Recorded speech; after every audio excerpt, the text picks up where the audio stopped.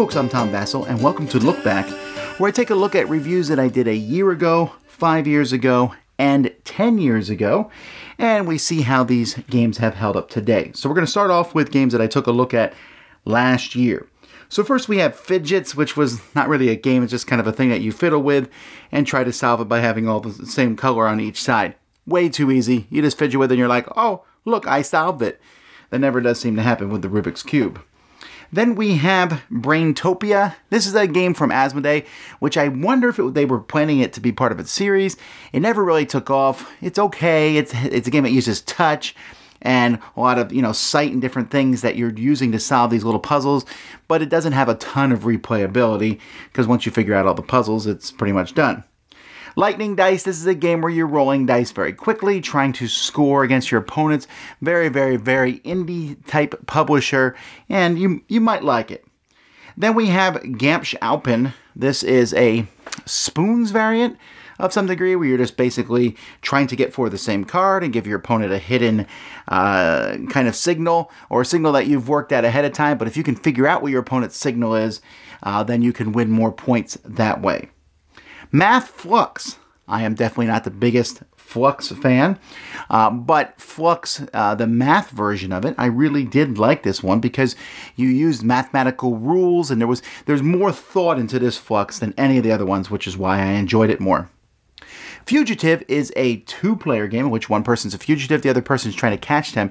It's a two-player deduction game, a card game where I'm just trying to play cards and I'm trying to jump from one card to the next in a kind of a sequential type order, and you're figuring out which card I've gone to, which I think is a really well done idea. Also does great artwork.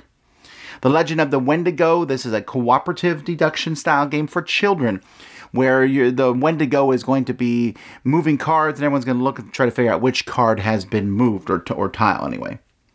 Ninja Taisen. This is a really decent two-player game in which you're playing cards on your side of the table. Your opponent is. You're trying to beat them based on how you play cards. It reminds me of other games like Lost Cities and things like that.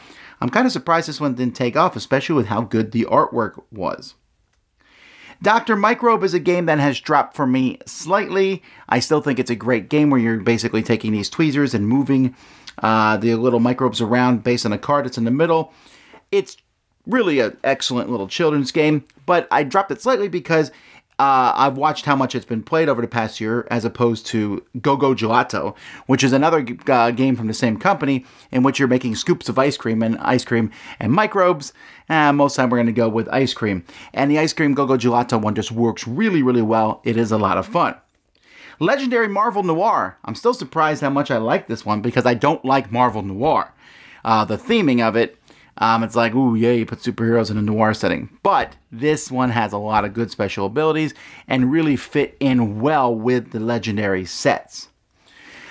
A year ago, I took a look at Almond Ray, the new version from Tasty Minstrel. In fact, I even did a video comparing the different Almond Rays. But Almond Ray is a game that has stood the test of time by Rainer Knizia. It is this great game in which you're building pyramids, a little bit of auctioning, but good auctioning.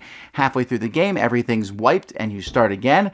But the stuff that's been built stays there. Very intriguing. And then we have, finally, Ascension Gift of the Elements. This was another Ascension expansion. They're kind of like all piling up on top of each other at this point in time, but I did like this one a lot.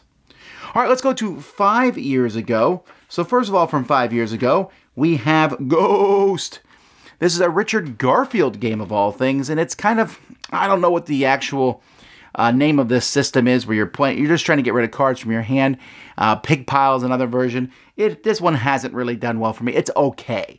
It has some nice artwork, but overall, just an okay get rid of cards. Not a lot of strategy in this game. Then we have Hot Rod Creeps, which is a little racing game. Silly, fun, disgusting style artwork, but mostly just silly. And then Line Dice, which has some really cool dice. In fact, I kept the dice from this game because I like putting them together. It's kind of like an abstract game where you're putting these dice down to form these different lines on the board. Streams. This is a game that's gone up slightly for me. Part of that's because I'm really starting to enjoy roll and write games these days, where you roll things and write them. Here, it's not necessarily you're pulling tiles from a bag. Think bingo, but the good thing about streams is it can be played with a lot of people. Then we have Trajan. 5 years ago, I was reviewing some pretty big games, Trajan being one of them. This game is good. I think it has pretty much no theme. I think it can be some pretty heady things with a little Makala type thing at its heart, and it's a points out for sure. Do this, get points. Do this, get points. Solid game. I don't know how often I'm going to go back and play it because it's, again, the lack of theme doesn't do a lot for me in it, and the mechanisms, while they're good, don't grab me as much as some of Stefan Feld's other games, but it is a very solid game, and a lot of people like it a lot more than I do, for sure. Alea Iacta Est. This is a game in which you roll dice. It has actually been recently remade from Gray Fox Games, but you're going to be rolling dice and then using these dice and claiming different spots on the board in this ancient Roman town. A good game. Swish Jr. I like the Swish games where you are trying to figure out, it's kind of a speed logic type game with some clear style cards. Works really well, and it's a nice little portable thing to carry around. Then King of Tokyo Power Up. This is one where you'll notice that there's a dramatic jump here. When I first played King of Tokyo Power Up, I said, nah, this is neat, but I'll never play with it. Well, now I almost always play with it because I like the power-up cards. I like the special abilities you can get, and it kind of bums me out when there's a King of Tokyo monster that does not have the power-up cards. Okay, Galaxy Trucker. This is one of my favorite games. I love this idea. I took a look at it again 5 years ago, even though I played it before that, where you're pulling tiles out, making your spaceship, and watching it blow up. Hilarious, great fun. And the reason I took a look at it 5 years ago is because I also took a look at each expansion. The big expansion, Galaxy Trucker, the big expansion, which I like a lot, adds a lot of cool things to the game, and another big expansion, which I like a lot, and adds some cool things to the game. Neither expansion is necessary. And in fact, this is one of the few games where I have to keep the expansion stuff kind of separate, because when I play the game with new people, the expansion stuff really detracts away. But I like how in the one, aliens are jumping on your ship and blowing things up. I like how in the other, there's all these kind of cool new modules. There's a lot of neat stuff in this, but you're really to be added for diehard players of the game, of which I am one of them. And then finally, Lahav.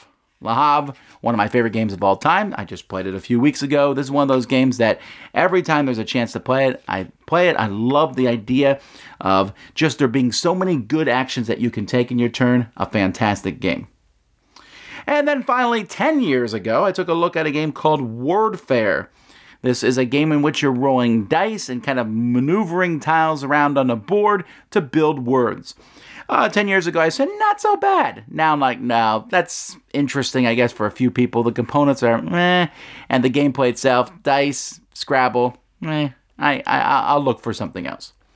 Anyway, that's what I took a look at 1, 5, and 10 years ago. Until next time, I'm Tom Vasel, and this has been Look Back on the Dice Tower.